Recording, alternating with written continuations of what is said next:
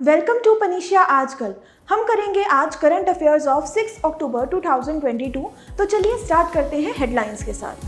French writer Annie Ernaux is awarded with Nobel prize in literature. Kerala's Pullampara is declared as India's first fully digitally literate panchayat. World Trade Organization forecasts slowdown in global trade growth. World Bank cuts India's GDP forecast to 6.5% for financial year 2023.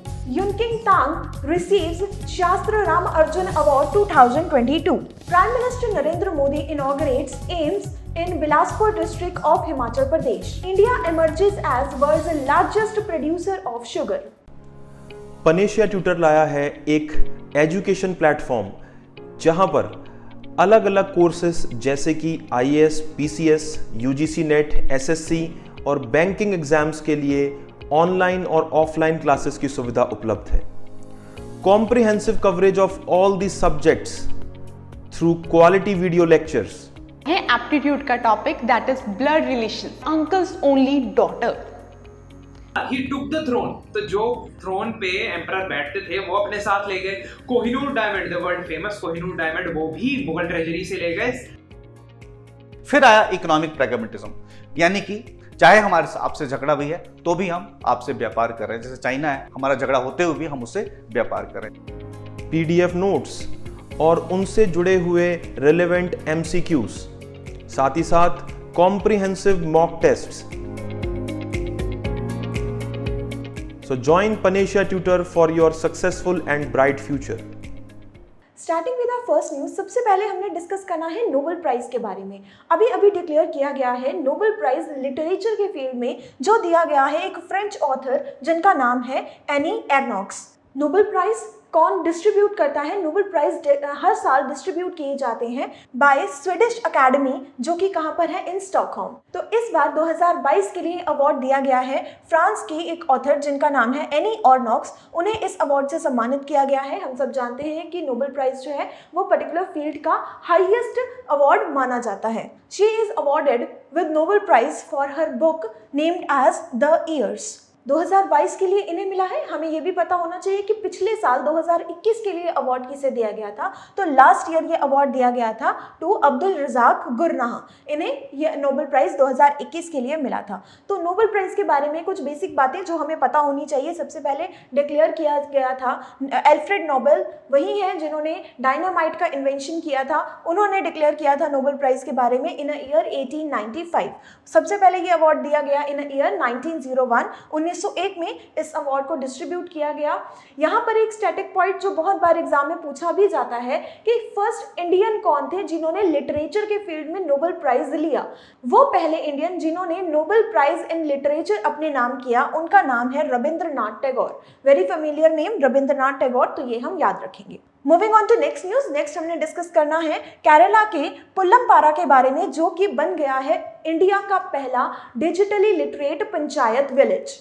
पुल्लमपारा है कहाँ पे? ये है Thiruvananthapuram district of Kerala में। तिरुवनंतपुरम ही capital है केरला की। तो वहां पर एक गांव है जिसका नाम है पुल्लमपारा। ये बन गया है totally digitally literate panchayat of country. इस पर्टिकुलर डिक्लेरेशन को करने के लिए 3174 पर्सन्स का एक सर्वे किया गया, जिनकी एज ग्रुप क्या थी? 14 से लेके 65 ईयर्स तक के लोगों ने इस पर्टिकुलर कैंपेन में पार्ट लिया और इन सब ने एक इवैल्यूएशन टेस्ट को पास किया, जिसके बाद डिक्लेयर किया गया पुल्लमपारा को पहली लिटरेट पंचायत ऑफ कंट्री। और अब इस पंचायत का मेन एम क्या है? आगे आने वाले टाइम के लिए इसने अपना जो मेन टारगेट रखा है 800 गवर्नमेंट सर्विसेज प्रोवाइड करना चाहती है ये अपने रेजिडेंट्स को, जहाँ पे सारा का सारा काम कैसे किया जाएगा? ऑनलाइन वे से, ऑनलाइन मोड से किया जाएगा। मतलब ऑनलाइन सर्विसेज कैसे अपने रेजिडेंट्स तक पहुंचाई जाए। उनमें से टोटल उन्होंने 800 गवर्नमेंट सर्विसेज को सिलेक्ट किया है, जो टारगेट सेट किया गया है इस पर्टिकुलर पंचायत के द्वारा। इसके आगे बात करते हैं कि ये साथ ही साथ अपने रेजिडेंट्स को ट्रेनिंग भी प्रोवाइड करेगी कि किस तरीके से ऑनलाइन सर्विसेज का इस्तेमाल किया जा सकता है।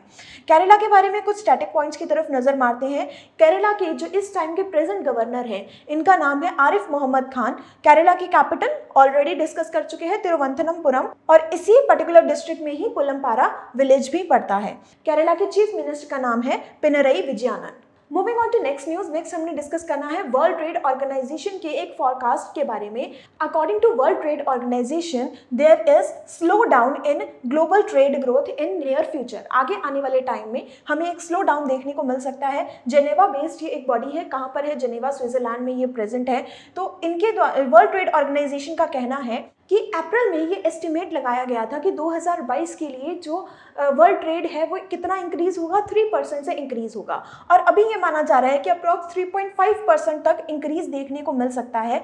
ये 2022 की बात हो रही है, लेकिन आगे आने वाले टाइम यानी 2023 की हम बात करें तो कितना हमें ग्रोथ देखने को मिल रहा है? सिर्फ और सिर्फ 1%। यानी कि 2022 में हमारे पास कितना ग्रोथ था? 3.5%। 2023 के लिए ये ग्रोथ घटकर कितना हो गया है? सिर्फ 1%। ये किसके बारे में बात हो रही है? ये ग्लोबली ट्रेड के बारे में बात हो रही है, जो इंटरनेशनल बाउंड्रीज के बीच में ट्रेड किया जाता है उसके बारे में बात हो रही है, जिसमें 2023 के लिए ये एस्टिमेट लगाया जा रहा है कि कितना ग्रोथ देखने को मिलेगा? 1% तक का ग्रोथ देखने को मिल सकता है comparatively to the previous forecast of 3.4%।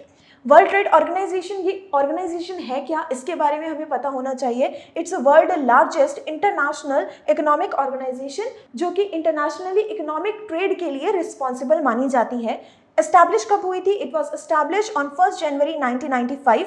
Total इसके 164 मेंबर कंट्रीज हैं, लेकिन जो इसकी 164 मेंबर कंट्रीज हैं वो ओवरऑल पूरे वर्ल्ड का 98% ट्रेड मैनेज करती हैं और 98% जीडीपी के लिए भी रिस्पॉन्सिबल हैं ये 164 मेंबर कंट्रीज। इसके हेडक्वार्टर्स कहाँ पे हैं? तो वर्ल्ड ट्रेड ऑर्गेनाइजेशन के हेडक्वार्टर्स हम याद रखेंगे ये हैं आपके जेनेवा, स्विट्जरलैंड में। Moving on to next news, next हमने डिस्कस करना है a forecast which was given by World Bank related to India's GDP, कि इंडिया की जीडीपी आगे आने वाले टाइम यानी 2023 के लिए कितनी फोरकास्ट की गई है? 6.5%। अगर डाटा के हिसाब से इंडिया की जीडीपी को कंपेयर किया जाए तो फाइनेंशियल ईयर 2022 के लिए जो जीडीपी ग्रोथ रेट था दैट वाज 8.7%।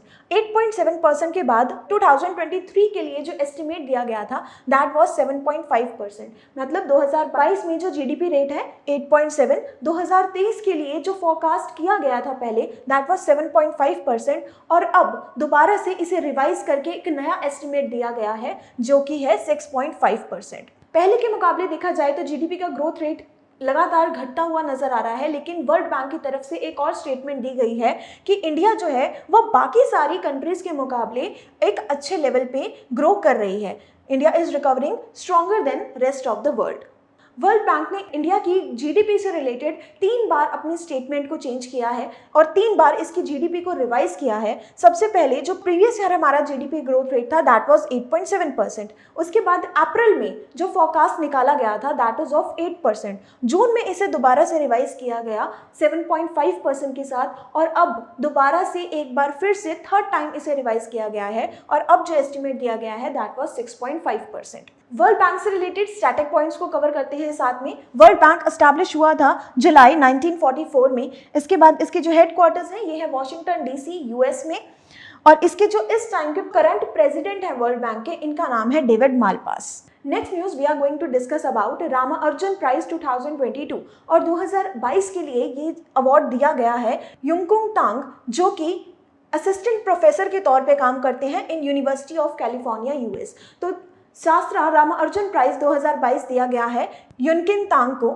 देता कौन है पर्टिकुलरली ये प्राइज? ये प्राइज दिया जाता है बाया अकेडमी, जिसका नाम है Shanmuga arts science technology and research academy. This award was firstly presented in year 2005। 2005 में पहली बार ये अवार्ड दिया गया था, और इस अवार्ड के अंदर कैश प्राइज दिया जाता है ऑफ $10,000। हर साल ये अवार्ड दिया जाता है। हर साल रामानुजन प्राइज जो है वो डिक्लेयर किया जाता है। किसे दिया जाता है? A person who is related to the field of mathematics. Mathematics के फील्ड में ये अवार्ड दिया जाता है एक इंडिविजुअल जिसकी एज या तो 32 ईयर्स या तो इससे कम होनी चाहिए। मैक्सिमम जो इसकी एलिजिबिलिटी है एज की दैट इज ऑफ 32 ईयर्स, और मैथमेटिक्स के फील्ड में जो भी एक आउटस्टैंडिंग वर्क करता है उसे दिया जाता है रामानुजन प्राइज। रामानुजन कौन थे? रामानुजन इंडियन मैथमेटिक्स थे, और इन्हीं के बर्थडे जो कि हर साल होता है 22 दिसंबर को, 22 दिसंबर को इंडिया में सेलिब्रेट किया जाता है national mathematics day on the occasion of birthday of Ramanujan. Moving on to next news, next हमने डिस्कस करना है about AIIMS, which is inaugurated by Prime Minister Narendra Modi in Bilaspur district of Himachal प्रदेश।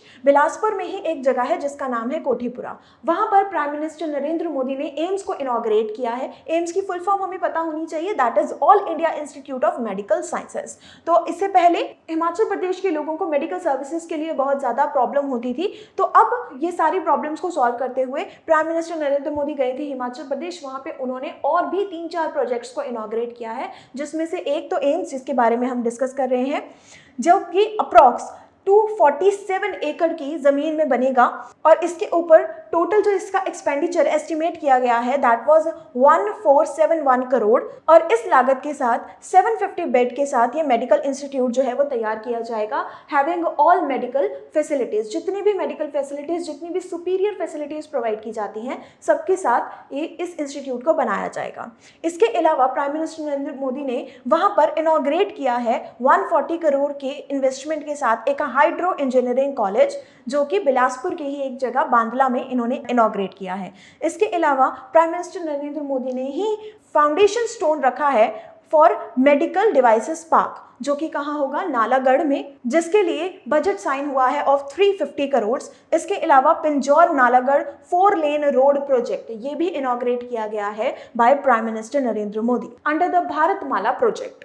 तो ये अलग अलग प्रोजेक्ट्स थे जो सारे के सारे इनॉग्रेट किए गए हैं इन हिमाचल प्रदेश। हिमाचल प्रदेश की कुछ स्टैटिक पॉइंट्स जो हमें पता होने चाहिए। सबसे पहले तो इसकी कैपिटल, इसकी हिमाचल प्रदेश की जो समर कैपिटल है दैट इज शिमला और जो विंटर कैपिटल है that is Dharamshala.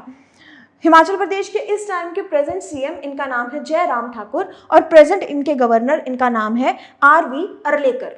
Moving on to next news. Next हमने डिस्कस करना है, इंडिया बन गया है वर्ल्ड का लार्जेस्ट प्रोड्यूसर ऑफ शुगर। ना ही सिर्फ largest producer but also largest consumer and second largest exporter of sugar in all over the world. मतलब शुगर प्रोडक्शन में इंडिया ने अच्छी खासी ग्रोथ जो है वो हासिल की है। वर्ल्ड का लार्जेस्ट प्रोड्यूसर एंड कंज्यूमर तो इंडिया है ही, इसके साथ साथ ऑल ओवर द वर्ल्ड में एक्सपोर्ट करने के मामले में इंडिया ने एक्वायर की है सेकेंड पोजीशन। इसके बारे में डिस्कस करते हैं कि अक्टूबर सितंबर 2021-22 के सेशन के डाटा के हिसाब से इंडिया में प्रोड्यूस किया गया है 5000 lakh metre tons of sugar cane, जो कि अपने आप में एक रिकॉर्ड है। इसके बाद इंडिया ने रिकॉर्ड किया है हाईएस्ट शुगर एक्सपोर्ट। अब तक का सबसे ज़्यादा शुगर एक्सपोर्ट किया है इंडिया ने with the amount of 109 lakh metric ton. और ऐसा करने के बाद इस पर्टिकुलर फाइनेंशियल ईयर के लिए इंडिया ने जो शुगर केन एक्सपोर्ट्स के साथ करेंसी अर्न की है दैट इज ऑफ 40,000 करोड़। तो it's a very big amount. इससे पहले वर्ल्ड का जो टॉप शुगर प्रोड्यूसर था दैट वाज कंट्री ब्राज़ील और उसके बाद सेकेंड नंबर पे आती थी कंट्री थाईलैंड। इंडिया ने अब उन दोनों कंट्रीज़ को पार करते हुए ब्राज़ील को भी क्रॉस कर लिया है और फर्स्ट पोजीशन एक्वायर कर ली है इन शुगर प्रोडक्शन। इसका मतलब सेकेंड नंबर पे अब कौन है, ब्राज़ील। तो पहले वर्ल्ड में टॉप शुगर प्रोड्यूसर था ब्राज़ील, अब वो हो गया है सेकेंड नंबर पे और इंडिया ने एक्वायर की है first position in sugar production. तो ये देखिए हमने important current affairs of 6 October 2022। I hope आपको ये सेशन अच्छा लगा होगा। अगर आपको वीडियो अच्छा लगा please like this video and subscribe to our channel. हम मिलेंगे आपसे इसी तरीके के इंपॉर्टेंट करंट अफेयर्स के साथ। तब तक के लिए थैंक यू।